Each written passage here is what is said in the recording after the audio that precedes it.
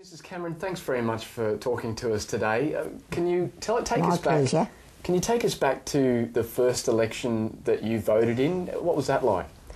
Well, it was a privilege to vote in those years. You were important.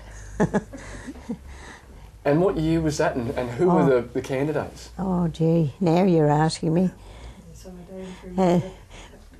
Was it Billy Hughes? No, it was Billy was after. He was my model, Billy Hughes. Really?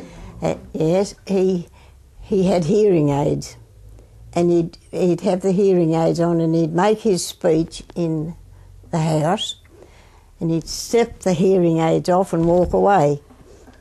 And how have things changed over the years? You've voted in a few elections. You know, how have they changed in your eyes?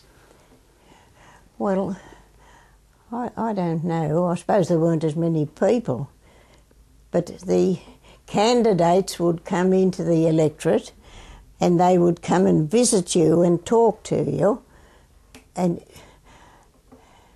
well, if they looked at you, you'd know that whether they were honest or not. And what about these town hall debates that they're talking about now? Well, they would come. The candidates would come into a hall or a public place, and you know, talk to the people. There'd always be a whole lot of people gather to listen to them, because there'd be a special day they would come, and everybody would go and listen to them, and that is how you would make up your mind what they were. So how do you rate the current election campaign, their current leaders? Oh, well, you never see anybody.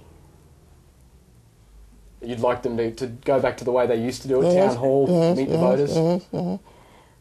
And what about, is there a focus on the leaders, or too much focus on the leaders, not enough on the candidates? Oh, leaders. I don't know. It's not on the candidate, it's on the leaders, and that isn't fair. And the thing I find most interesting is, just a few years before you were born, women didn't even have the vote. Now you've got a female Prime Minister in your lifetime. How does that make you feel?